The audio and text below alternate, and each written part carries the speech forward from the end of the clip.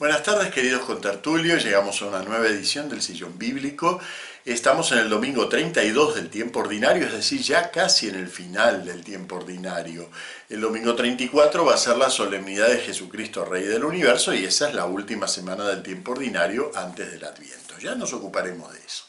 Pero resulta que en estos últimos domingos, y no solo en los domingos, sino en los días de semana también, la temática se va haciendo más escatológica. Entonces me gustaría introducir un poquitito a ese universo que es la escatología cristiana, antes de abordar específicamente la parábola de las 10 vírgenes, que es la que toca este domingo. Y lo primero, una pequeña distinción filológica, que a lo mejor no era necesaria hace unos años, pero ahora ya lo es. Resulta que en griego hay una palabra que es la que usamos nosotros en teología, que es la palabra eschaton. Eschaton quiere decir lo último, lo definitivo, lo postrero. Después me aboco a ella. Pero ¿qué pasó? Que resulta que esta palabra eschaton empieza con E y tiene una J en medio. Resulta que en latín no existe el sonido J. Entonces, cuando esta palabra pasó al latín, pasó con un sonido sustituido. Y se sustituyó, la J siempre se sustituye por un sonido K. Como Christos en griego pasa a Christos, bueno, Christus en latín. ¿Ven? Siempre el sonido J en griego pasa como K en latín. Y de allí al castellano. Entonces, así como viene, en castellano decimos Cristo, decimos Cristo, así también nos decimos escatológico, decimos escatológico, pero porque lo nuestro deriva del latín. Bueno, hasta ahí todo bien, es lo normal en la derivación de las palabras. Pero resulta que en griego había otra palabra que no tiene ninguna relación con eschaton. Y en griego ni siquiera es parecida, porque empieza con S, skatos. Pero esa sí tiene el sonido K, skatos.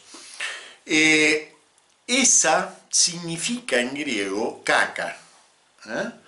Y de allí que al castellano pasa como escatológico, adquiere la E por el pasaje, nosotros no tenemos palabras que empiecen con SC, sino con es.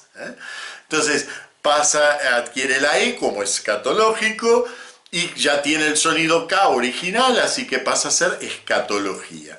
Y escatología en el lenguaje no teológico quiere decir lenguaje o cosa soez.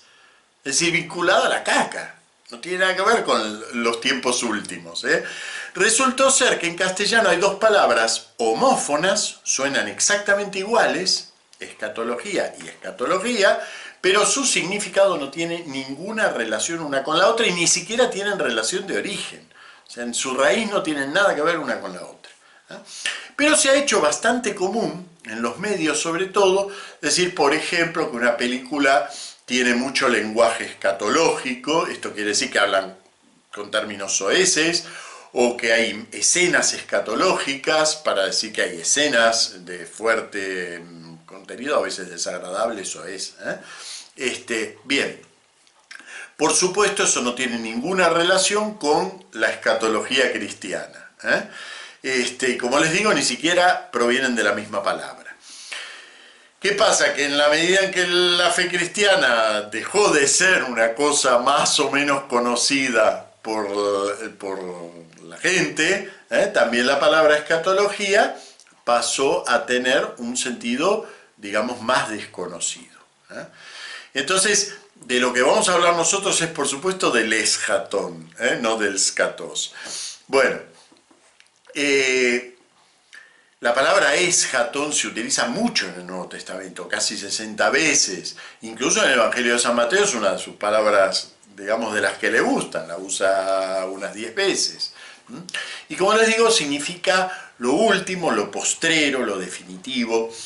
Y esto tiene que ver con que en la predicación de Jesús se hablaba ya de la inminencia de la llegada del reino. Y bueno, esto implicaba un cambio en las relaciones de Dios con el mundo. Él, Jesús, anunciaba un nuevo eón, un nuevo tiempo. El tiempo en el cual, y San Mateo es muy explícito en eso, en el cual de la promesa de Dios con nosotros se pasa a la realidad de Dios con nosotros. Es decir, Jesús se presenta realmente como el eshatón de la historia, como lo último, como lo definitivo. Y efectivamente, los primeros cristianos tomaron eso de una manera muy literal, es decir, bueno, Jesús se va al cielo, asciende, pero volverá inmediatamente. Y esperaban para muy inmediatamente la parusía, es decir, la manifestación definitiva y final de Dios en Jesús. Y esa fue la primera expectativa cristiana. Ya está por venir. San Pablo, que es testigo precisamente de esa primera etapa, no existían todavía los evangelios escritos. En la primera carta a los tesalonicenses, que es su primer escrito, o sea, fíjense, de San Pablo, que es el primer gran testigo escrito que tenemos, todavía el primer escrito de él, 1 Tesalonicenses, dice que ya está por llegar el Señor, ¿no? Y que los que hayan muerto resucitarán. Y dice, y nosotros, los que vivamos, seremos arrebatados en los aires a su encuentro, al sonido de la trompeta, etcétera, etcétera. Fíjense, entonces, la expectativa era que la venida de Jesús era inmediata. ¿Pero qué pasó? Bueno, porque no vino. Por lo menos no se produjo la parusía tal como la esperaban. Y entonces, claro, el lenguaje cristiano, toda la expectativa cristiana tuvo que tomar una nueva dimensión. Aprender a decodificar de otra manera lo que Jesús había dicho. Y si es que a lo mejor él no había prometido esa vuelta tan inmediata, había que repensarlo todo. El acontecimiento decisivo, el que catalizó, podríamos decir, el que precipitó una nueva comprensión de la dimensión escatológica de la fe cristiana, fue la caída del Templo de Jerusalén. Claro, como Jesús realmente anunció esa caída del templo, pero en lenguaje simbólico, hablando de una especie como de casi un lenguaje apocalíptico, ¿no? No quedará piedra sobre piedra. Entonces, claro, los primeros cristianos, cuando cayó el templo de Jerusalén, pero en el año 70, o sea, estamos a 40 años de la Pascua de Jesús, cuando cae el templo de Jerusalén, pero Jesús no vuelve, tuvieron que repensarlo todo. Y descubrieron que de alguna manera había varios niveles en el lenguaje de Jesús. Un nivel de imágenes muy directas, muy hasta casi materiales, y un lenguaje, digamos, del contenido, un contenido que no se puede imaginar, pero que se debe formular, creer.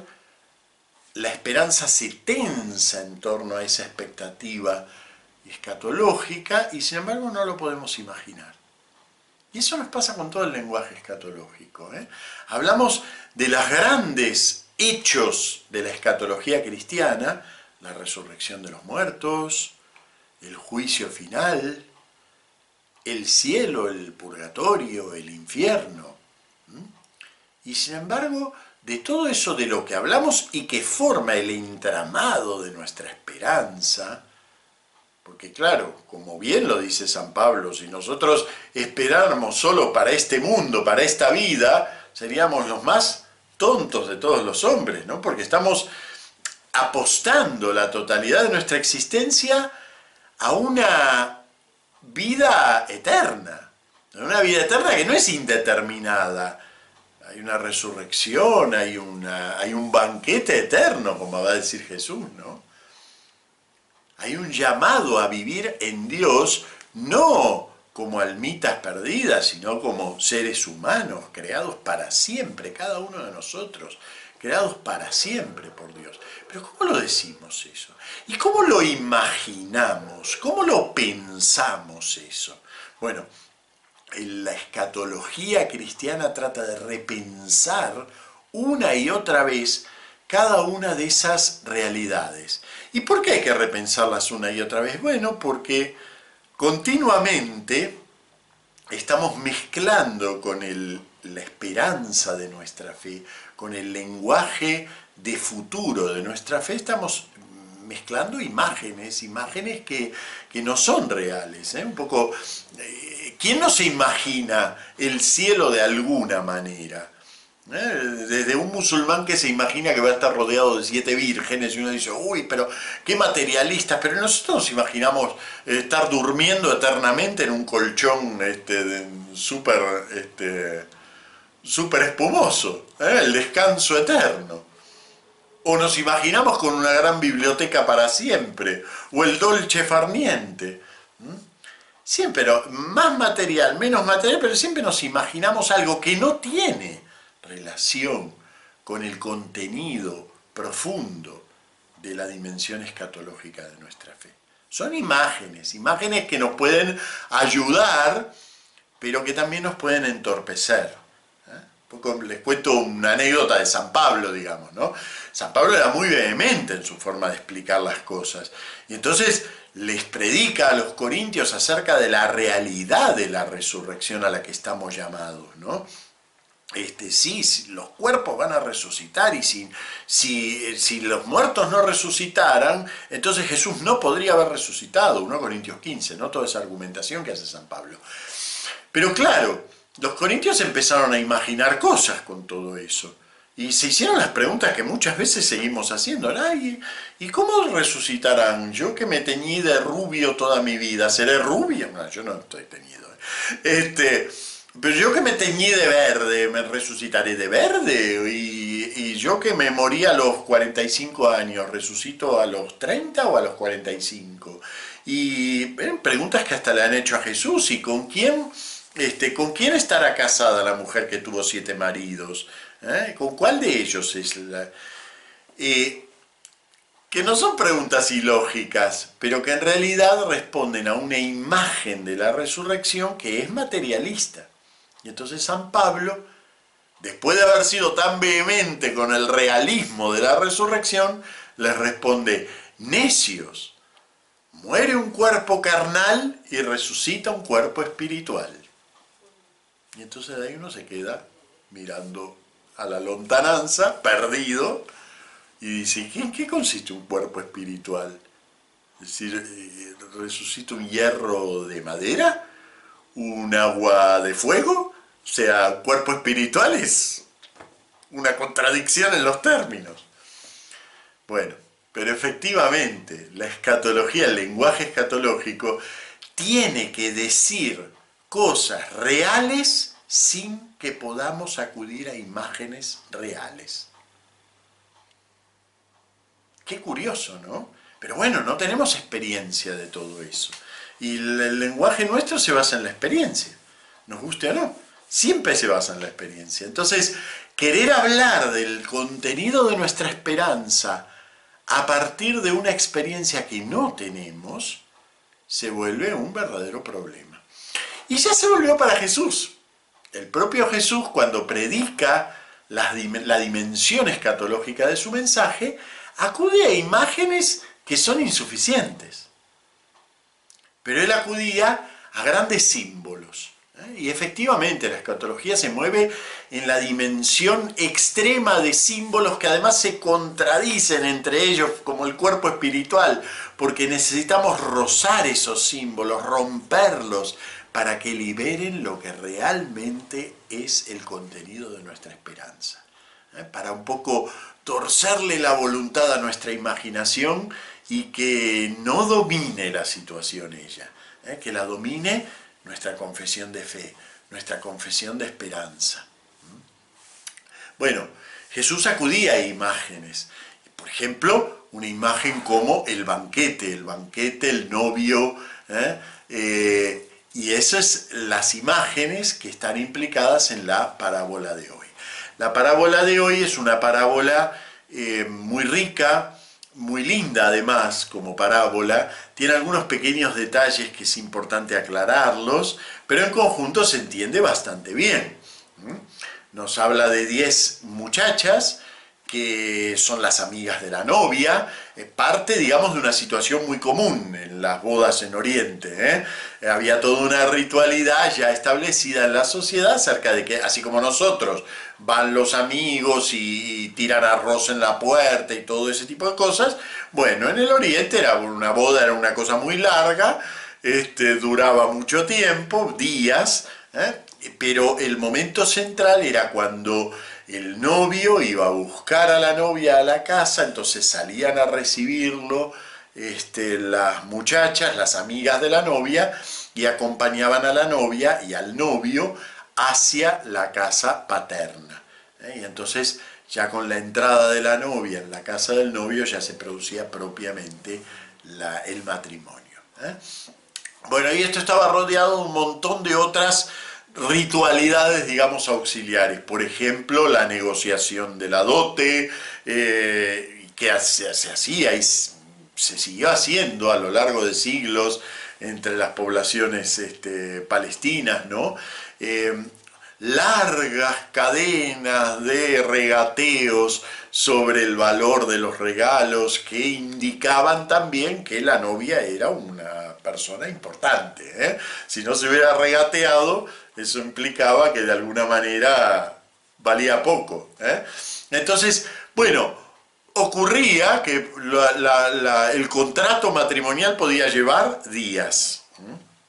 En ese contexto, Jesús hace una boda con algo de humorada, porque claro, efectivamente el novio podía retrasarse un poquito, en la medida en que a lo mejor estaba todavía debatiendo el valor de un regalo, pero no se iba a retrasar de modo que todos se quedaran dormidos.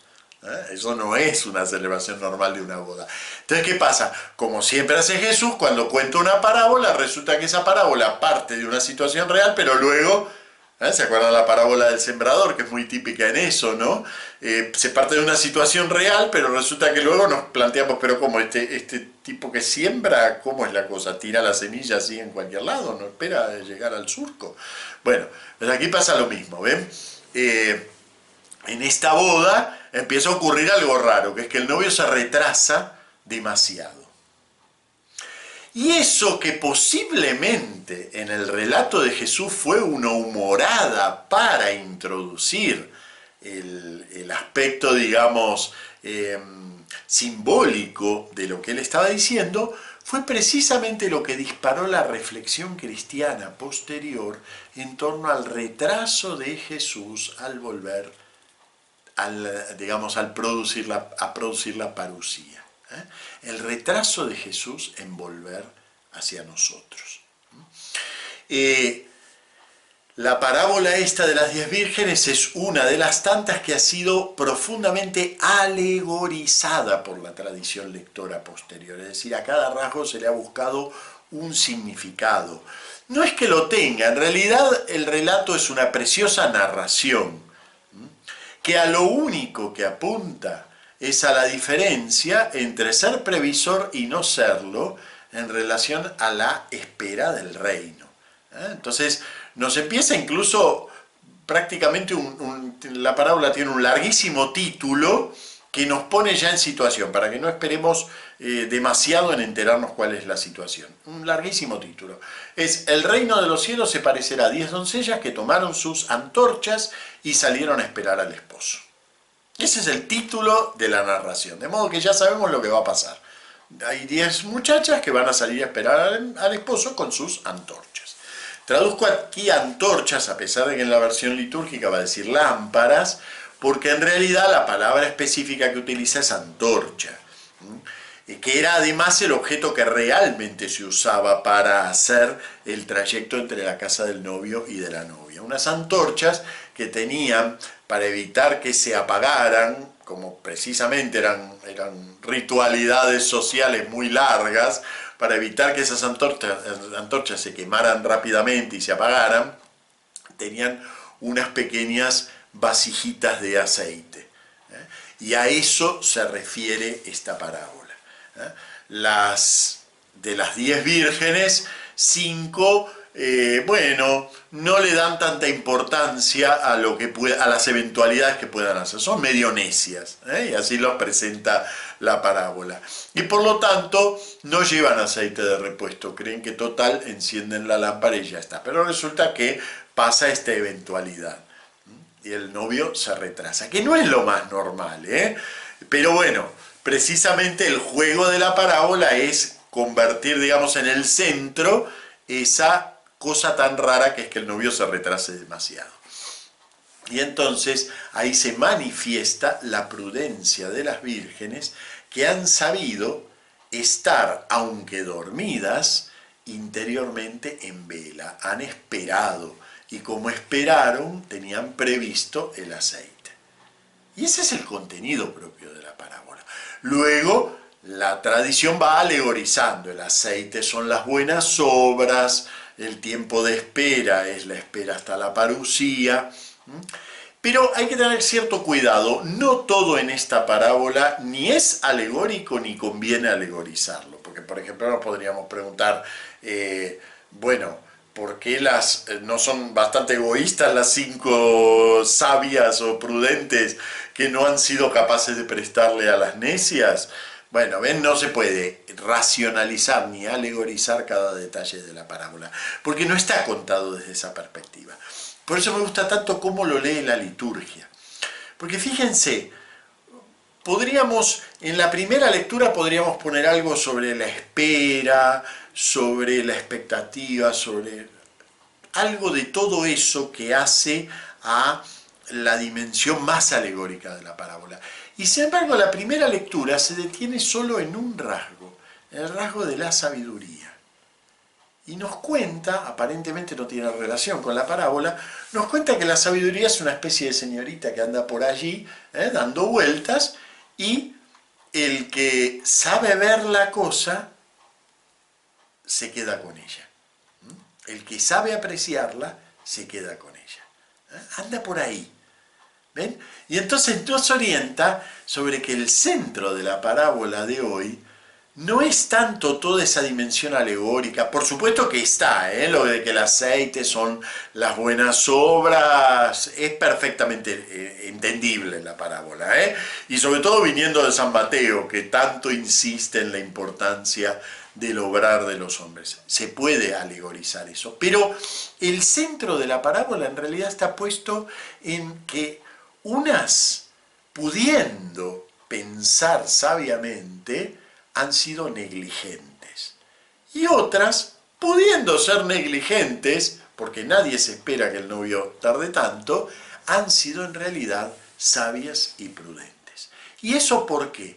Porque han sabido aprovechar una sabiduría que anda por allí y el que se da cuenta la pilla. De eso habla la primera lectura. Y eso es lo que orienta en la lectura de la parábola de las 10 vírgenes. ¿Ven? Entonces fíjense, se vuelve muy útil y muy importante el final de la parábola, que es la reflexión que hace San Mateo en torno a todo esto, y que aparentemente no tiene mucha relación con el desarrollo de la parábola. El final es, por lo tanto, velad, porque no sabéis el día ni la hora. Y claro, ¿por qué digo que no tiene relación? Porque las 10 se durmieron. Pero el velar del que habla aquí es otro velar. No es el velar de descansar lo que corresponde, es el velar de tener el espíritu despierto para tomar la sabiduría de Dios cuando se presenta, tomar ese saber de Dios por donde aparezca, y allí donde aparece lo hago mío, y voy acopiando esa prudencia, esa sabiduría de las cosas de Dios que me permiten apreciar que aunque parezca que Jesús se retrasa, en realidad está a su tiempo. Y yo lo puedo esperar porque sé que está a su tiempo justo. ¿Y eso cómo lo sé? Porque entro en la dimensión de la sabiduría de Dios. De eso habla específicamente esta parábola. Y bueno, lo escatológico que pensamos esta semana, este domingo, es eso. Lo escatológico se alcanza no imaginándose cosas, sino entrando en la dimensión del misterio de Dios, entrando en la dimensión de la sabiduría de Dios. Ya la semana que viene veremos más aspectos de ese banquete y de ese entrar en la sabiduría de Dios. Pero en esta nos quedamos simplemente con eso. La sabiduría de Dios anda recorriendo, como esta señora de la primera lectura, anda recorriendo, anda dando vueltas entre nosotros. Y nosotros tenemos, como creyentes, la sabiduría es radiante e inmarcesible y la ven fácilmente los que la aman. Y la encuentran los que la buscan. Ella misma se da a conocer a los que la desean. Bueno, muy bien. La semana que viene seguiremos hablando de esto de escatología y sobre todo introduciendo a cuestiones del lenguaje apocalíptico porque se va haciendo más urgente conforme pasan los días hasta llegar al final del tiempo ordinario. Nos vemos la semana que viene. Muchas gracias.